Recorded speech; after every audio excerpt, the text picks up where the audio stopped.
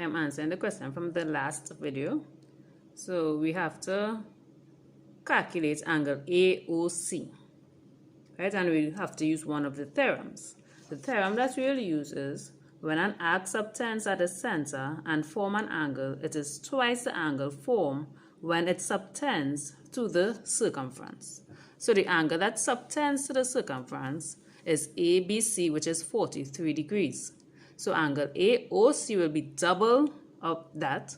So we multiply 43 by 2 and we get 86. Today I would like to shout out Try ZBTW. I hope I said it correct. So he said, very educational, love it. Thank you so much. I appreciate the comment. So shout out to you. Directed numbers. Directed numbers are numbers which have a direction and a size. The direction is given by the sign. It can be positive or negative. All numbers are directed numbers. You may know numbers like 10. So you may be wondering, what sign is it? But this is a positive 10. The positive sign is understood, so we don't write it. So all numbers that you don't see a sign before it, it is a positive directed number. What about negative 10? So it is given, we have to write the negative sign for us to know if it is a negative directed number. Temperature shows directed numbers. Below 0, it is negative and it's freezing. Above 0 is positive and it's nice and sunny. Bank statements also shows directed numbers. Below 0, we show a negative statement, and that means we are in debt. We owe in the bank money or someone money. Above 0 is positive. So I'm going to show you 3 ways to calculate directed numbers. The first way is with using money and the concept of money. So think about directed numbers in terms of money. The negative numbers are numbers that you are owing, so you borrowed it.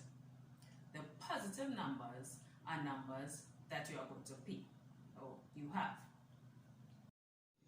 If you are owing $4 and you borrow another $1, in all you will owe $5. So therefore it's negative 5. Also, if you are owing $6 and then you pay the person $5, now you'll owe only $1.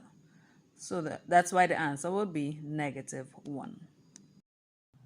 The next way to calculate directed numbers are using these rules. So rule number 1. If the signs are the same, we add the number and put back the sign. If the signs are different, we subtract the numbers and give the answer the sign of the largest size number.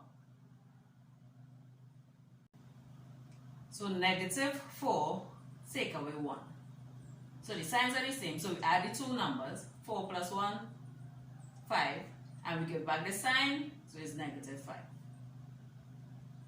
Negative 6 plus 5. So the signs are different, so we subtract the numbers.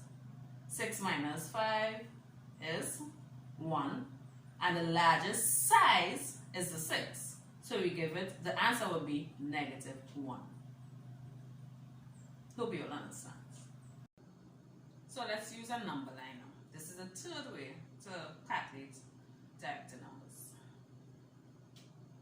So you know what a number line is. A number line is a line that has positive numbers to the right and negative numbers to the left.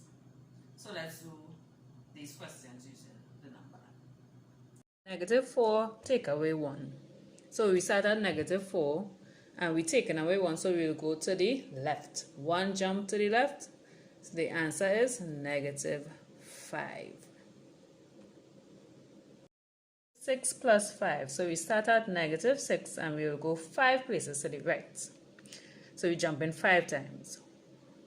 1, 2, 3, 4, 5.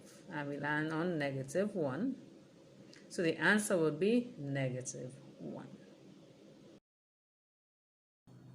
We spoke about adding and subtracting directed numbers. Let's now talk about multiplying and dividing directed numbers. So you will need to know these rules. A negative number multiplied by a negative number is a positive number. A positive number multiplied by a positive number is a positive number. A negative number multiplied by a positive number is a negative number, and a positive number multiplied by a negative number is a negative number. So the rules are the same for division. A negative number divided by a negative number is a positive number. A positive number divided by a positive number is a positive number. A negative number divided by a positive number is a negative number. And a positive number divided by a negative number is a negative number. Right? So once the signs are the same, it will be a positive number. Once the signs are different, it will be a negative number. A negative multiplied by a positive, you get a negative. So 6 by 2, 12. So the answer is negative 12. A negative divided by a positive, you will get a negative. 20 divided by 5 is 4. So you get negative 4. A negative divided by a negative, you get a positive. 48 divided by 6 is 8. So you get positive 8. And remember, you don't write the positive sign. It's understood. A negative multiplied by a negative is a positive. You get positive 33. So you just write 33.